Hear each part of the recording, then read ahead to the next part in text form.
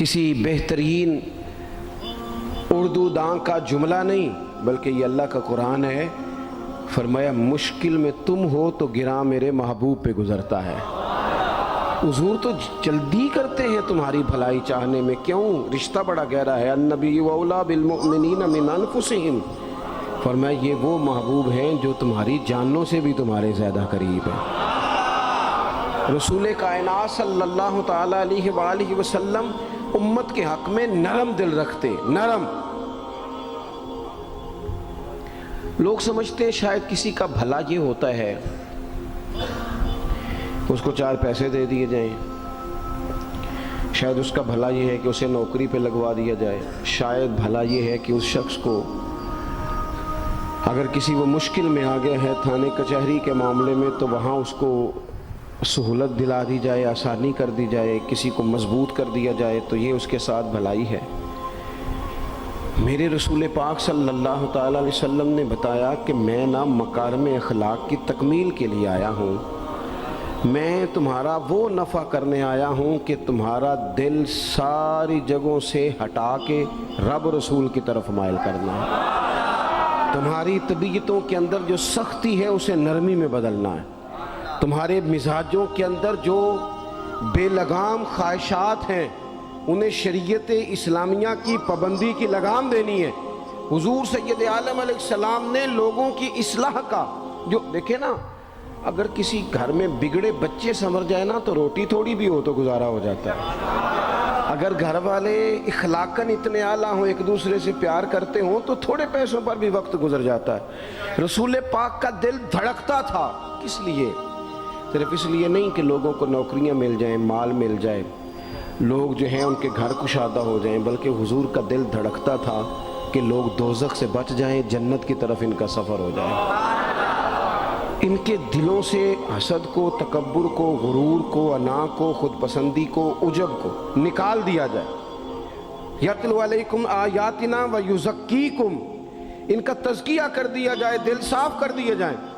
رسول پاک صلی اللہ علیہ وسلم احساس کے ساتھ جاتے ہیں۔ ہمارے ہاں نا تبلیغ ہوتی ہے لیکن اس میں درد نہیں ہوتا، اللہ ماشاءاللہ اچھے لوگوں کی بات نہیں کرتا۔ لو میرے جیسے آدمی نے تقریر کرنی ہے، گھنٹہ گزارنا ہی ہے، تو پھر بعض اوقات نفس کی خواہشیں غالب ہوتی ہیں تو وہ اصلاح سے زیادہ شوق داد لینے کا غالب آ جاتا ہے۔ وہ آپ کو پتہ ہے نا، وہ ہمارے ہاں پھر وہ نقیب محفل بیچارہ کبھی بھاگ کے ادھر چلا جاتا ہے، کبھی بھاگ کے ادھر آتا ہے، کہتا ہے میں نے جملہ دینا ہے۔ اب وہ ایسے لگتا ہے جملہ نہیں دینے لگا، کوئی ایٹم بم دینے لگا ہے، جس میں اتنی اسے پریشانی، ایک جملہ کہنے لگا، اسے سنبھال کے رکھنا، ضائع نہ کرنا، یہ نہ کرنا۔ وہ تو جملہ رہنے دے، تو آیت دے ہمیں کوئی قرآن پاک کی، تو ہمیں کوئی حدیث پاک سنا، تو اس حدیثی بات کر، یہ تو مطلب۔ اور پھر وہ داد کا اتنا شوق کہ جب تک سارے ہاتھ نہ کڑھیں، جب تک شمال جنوب والے نہ بول پڑیں تب تک بات نہیں ہوگی۔ یہ کیسی بات ہوئی؟ اصلاح کے اندر تو آپ کا درد آپ کی زبان سے زیادہ اثر رکھتا ہے۔ اقبال کہنے لگے کہ بات جو دل سے نکلتی ہے اثر رکھتی ہے، پر تو نہیں، پر طاقت پرواز مگر رکھتی ہے۔ وہ تو اڑتی ہے، وہ تو اس کی تو پذیرائی ہوتی ہے، اگر بات دل سے نکل رہی ہے تو۔ عزیز بھائی یاد رکھیے گا، حضور سید عالم علیہ السلام درد دل کے ساتھ دعوت دیتے لوگوں۔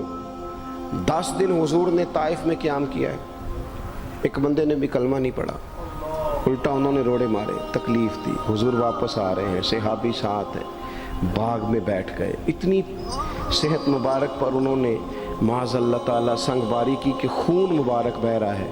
فوراً عرض گزار ہوئے، یا رسول اللہ صلی اللہ علیہ وسلم آپ دعا کر دیں یہ تباہ ہو جائیں۔